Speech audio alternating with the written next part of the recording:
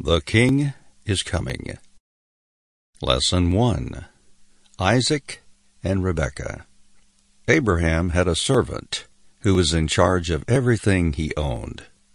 One day Abraham called his servant to him and said, "Go back to my country and to my own people to find a wife for my son Isaac. Bring her here to him." So the servant took 10 of Abraham's camels and loaded them with gifts.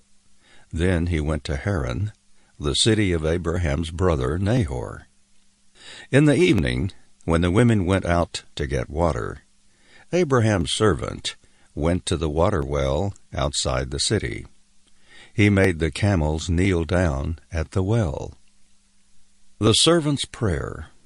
The servant prayed, "Lord, you are the God of my master Abraham. Allow me to find a wife for his son Isaac today. Please show this kindness to my master Abraham. Here I am, standing by this well of water, and the young women from the city are coming out to get water. I am waiting for a special sign so that I will know who is the right young woman for Isaac. This is the special sign. I will say to the girl, 'Please, put your jar down so I can drink.' I will know if she is the right young woman for Isaac if she says, 'Drink, and I will also give water to your camels.' If that happens, then you will have proved that she is the right young woman for Isaac." The servant's prayer is answered. Before the servant finished praying, a young woman named Rebekah came to the well. Rebekah was the daughter of Bethuel. Bethuel was the son of Milcah, and Nahor, Abraham's brother. Rebekah came to the well with her water jar on her shoulder. She was very pretty. She was a virgin. No man had ever had sexual relations with her. She went down to the well and filled her jar. Then the servant ran to her and said, "Please give me a little water from your jar." Rebekah quickly lowered the jar from her shoulder and gave him a drink. She said, "Drink this, sir." As soon as she finished giving him something to drink, she said, "I will also pour some water for your camels." So Rebekah quickly poured all the water from her jar into the drinking trough for the camels. Then she ran to the well to get more water, and she gave water to all the camels. After the camels finished drinking, the servant gave Rebekah a gold ring and 2 gold arm bracelets. He asked, "Who is your father? And is there a place in your father's house for me and my men to sleep?" Rebekah answered, "My father is Bethuel, the son of Milcah and Nahor." Then she said, "Yes, we have straw and other food for your camels, and a place for you to sleep." The servant bowed and worshipped the Lord, saying, "Praise be to the Lord, the God of my master Abraham. The Lord has been kind and loyal to him by leading me to his own people." Then Rebekah ran and told her family about these things. Laban invites the servant inside. Rebekah had a brother named Laban. She told him what the man had said to her. Laban was listening to her, and when he saw the ring and the bracelets on his sister's arms, he ran out to the well. Laban said to Abraham's servant, "Sir, you are welcome to come in. You don't have to stand outside here. I have prepared a room for you to sleep in and a place for your camels." So Abraham's servant went into the house. Laban unloaded his camels and gave them straw and feed. Then he gave Abraham's servant water so that he and the men with him could wash their feet. But when Laban offered him food, the servant refused to eat. He said, "I will not eat until I have told you why I came." Laban said, "Then tell us." The servant asks for Rebekah. The servant said, I am Abraham's servant. The Lord has greatly blessed my master, and has made him a great man. The Lord has given him many flocks of sheep and herds of cattle. He has much silver and gold, and many servants, camels, and donkeys. Sarah was my master's wife. When she was very old, she gave birth to a son, and my master has given everything he owns to that son. The servant explained how Abraham had sent him to Haran to find a wife for Isaac, and how God had led him to Rebekah. Finally the servant said, "Now tell me, will you be kind and loyal to my master, and give him your daughter? Or will you refuse to give her to him? Tell me, so that I will know what I shall do." Rebekah's family gives Rebekah to Isaac. Then Laban and Bethuel answered, "We see that this is from the Lord, so there is nothing we can say to change it. Here is Rebekah. Take her and go. Let her marry your master's son. This is what the Lord wants." Rebekah also agreed to these arrangements. When Abraham's servant heard these things, he bowed to the ground before the Lord. Then he gave Rebekah the gifts he had brought. He gave her beautiful clothes and gold and silver jewelry. He also gave expensive gifts to her mother and brother. Then he and his men had something to eat and drink, and they spent the night there. Early the next morning they got up, and the servant said, "Now we will go back to my master." Bethuel and Laban allowed Rebekah to go with Abraham's servant and his men. Rebekah and her nurse got on the camels and followed the servant and his men.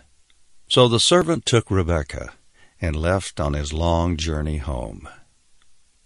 Rebekah marries Isaac.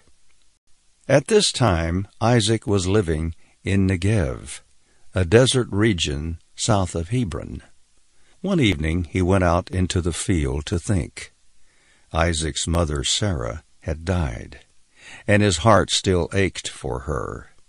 Isaac looked up and saw the camels coming. Rebekah also looked and saw Isaac.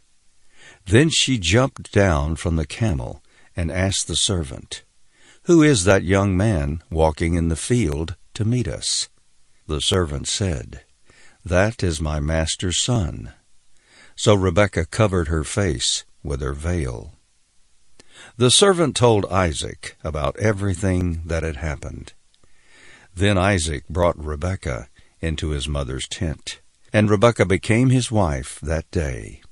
Isaac loved her very much, so he was comforted after his mother's death.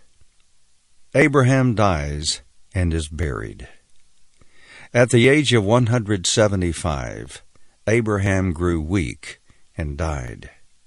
His sons Isaac and Ishmael buried him in the cave of Machpelah with his wife Sarah. God answers Isaac's prayer. Isaac was 40 years old when he married Rebekah, but for 19 years Rebekah could not have children. Finally, Isaac prayed to the Lord for his wife Rebekah, and the Lord heard Isaac's prayer. After 20 years of marriage, Rebekah became the mother of twin boys. God makes an agreement with Isaac. One day God said to Isaac, "I will do what I promised to Abraham your father. I will make your family as many as the stars of heaven, and I will give you all these lands to your family. All the nations of the earth will be blessed because of your family." After this, Isaac continued living in the Negev south of Hebron, and God blessed him in everything he did. What have we learned? Number 1. Abraham's servant prayed in faith. Abraham sent his servant to Haran to find a wife for Isaac. Abraham's servant believed that God would lead him to the right girl.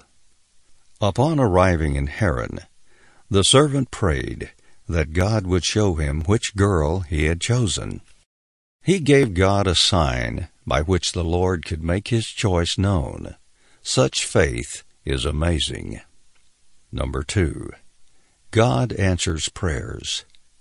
We are not surprised that a rich and powerful man like Abraham could talk with God. The interesting thing is that God also answered the prayers of Abraham's servant. God's ears are open to everyone who prays in faith.